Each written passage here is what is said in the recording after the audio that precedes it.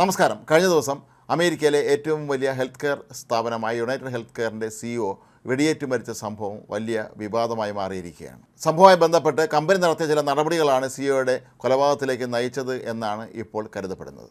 മാൻഹട്ടനിലെ mid ടൗണിലുള്ള Hilton ഹോട്ടലിന് മുന്നിൽ വെച്ചാണ് യുണൈറ്റഡ് ഹെൽത്ത് കെയറിൻ്റെ CEO ആയിരുന്ന ബ്രിയാൻ തോംസൺ വെടിയേറ്റ് മരിച്ചത്. തോംസണിനെ വെടിവെച്ചതിന് ശേഷം അക്രമി ഒരു ബൈക്കിൽ രക്ഷപ്പെടുകയായിരുന്നു. ഇയാളെ ഇനിയും പിടികൂടാൻ കഴിഞ്ഞിട്ടുമില്ല.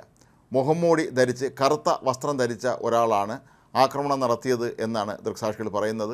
ഇയാൾ വളരെ നേരമായി തന്നെ ഈ ഹോട്ടലിൻ്റെ മുന്നിൽ ഒരുപക്ഷെ തോംസൻ്റെ വരവും കാത്തായിരിക്കാം നിൽക്കുകയായിരുന്നു എന്നാണ് ദൃക്സാക്ഷികൾ പറയുന്നത്.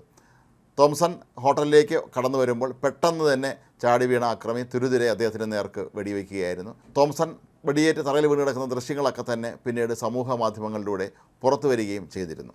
കമ്പനിയുടെ ആരോഗ്യ ഇൻഷുറൻസ് എടുത്ത ഏതെങ്കിലും വ്യക്തികൾ ഇൻഷുറൻസ് ആനുകൂല്യം സ്ഥാപനം നിഷേധിച്ച സാഹചര്യത്തിലായിരിക്കാം ഒരുപക്ഷെ തോംസനെ വധിച്ചതെന്നാണ് പ്രാഥമിക നിഗമനം. അമേരിക്കയിലെ ഹെൽത്ത് ഇൻഷുറൻസ് മേഖലയിലെ വമ്പൻ കമ്പനിയായ യുണൈറ്റഡ് ഹെൽത്ത് കെയർ പോളിസി എടുത്ത പലർക്കും ഇൻഷുറൻസ് തുക നിഷേധിക്കുന്ന സംഭവങ്ങൾ പതിവായിരുന്നു എന്നാണ് പറയപ്പെടുന്നത്. ഇൻഷുറൻസ് പോളിസി എടുത്ത മൂന്നിലൊരാളിന് ആനുകൂല്യം ഇവർ നിഷേധിക്കുന്നതായി വ്യാപകമായ പരാതി ഉയർന്നിരുന്നു. ഈ തട്ടിപ്പ് നടത്തുന്നതിനായി കമ്പനി നിർമ്മിത ബുദ്ധി സംവിധാനങ്ങൾ, അതായത് AI സംവിധാനങ്ങൾ ഉപയോഗിച്ചിരുന്നു എന്നും ആരോപണം ഉയർന്നിരുന്നു. ഇത്തരത്തിൽ 90% പേർക്കും ആനുകൂല്യം നിഷേധിക്കുന്നത് യുണൈറ്റഡ് ഹെൽത്ത് കെയറിൻ്റെ സ്ഥിരം പരിപാടിയായിരുന്നു എന്നും പരാതിയുണ്ട്.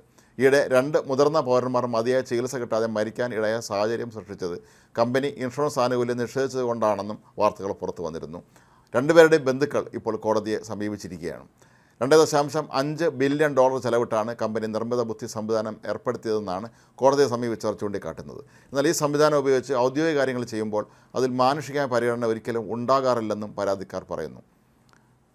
ഇൻഷുറൻസ് ആനുകൂല്യം കൃത്യമായി കമ്പനി നൽകാത്തത് കാരണം ആശുപത്രിയിൽ നിന്ന് അസുഖം ഭേദമാകുന്നതിന് മുമ്പ് തന്നെ ഡിസ്ചാർജ് ചെയ്യാൻ നിർബന്ധിതരായ പല രോഗികളും പിന്നീട് മരിക്കുകയാണ് ഉണ്ടായത്. നിർമ്മിത ബുദ്ധി സംവിധാനങ്ങൾ കമ്പനി ഒരുക്കിയത് 2019 എന്നാൽ തോംസൺ സ്ഥാപനത്തിൻ്റെ CEO ആയി ചുമതലയെടുക്കുന്നത് 2021. എന്നാൽ അദ്ദേഹത്തിന് നിരന്തരമായ ഭീഷണി ഫോൺ കോളുകൾ വന്നിരുന്നതായി ഭാര്യ പോലീസിനെ അറിയിച്ചിട്ടുണ്ട്. 10,000 ആളുകൾക്കാണ് കമ്പനി നിർമ്മിത ബുദ്ധി ഉപയോഗിച്ച് ആനുകൂല്യങ്ങൾ നിഷേധിച്ചത്. എന്നാൽ ഇപ്പോൾ ഉയർന്ന ആരോപണങ്ങളോട് യുണൈറ്റഡ് ഹെൽത്ത് കെയർ ഇനിയും പ്രതികരിച്ചിട്ടില്ല. എന്നാൽ അമേരിക്കയിലെങ്ങും വേരുകളുള്ള അതിശക്തമായ ഒരു ഇൻഷുറൻസ് സ്ഥാപനമാണ് യുണൈറ്റഡ് ഹെൽത്ത് കെയർ. എന്നാൽ അതിൻ്റെ അധികൃതർ ഇനിയും ഇക്കാര്യത്തിൽ പ്രതികരിക്കാൻ മടിക്കുന്നത് എന്തുകൊണ്ടാണ് എന്നാണ് കമ്പനിയുടെ ഉപഭോക്താക്കൾ ചോദിക്കുന്നത്. നേരത്തെയും പലതവണ ഇവർ ആനുകൂല്യം നിഷേധിച്ചതുമായി ബന്ധപ്പെട്ട് കേസുകളും ആരോപണങ്ങളുമൊക്കെ തന്നെ ഉയർന്നിരുന്നു.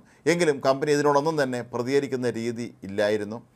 എന്താണെങ്കിലും ഇപ്പോൾ സ്വന്തം CEO തന്നെ വെടിയേറ്റ് മരിച്ച സാഹചര്യത്തിലെങ്കിലും എന്താണ് യഥാർത്ഥത്തിൽ നടന്നത് എന്നുള്ള കാര്യം കമ്പനി വിശദീകരിക്കുമെന്നാണ് ഇതിൻ്റെ ഉപഭോക്താക്കൾ കരുതുന്നത്.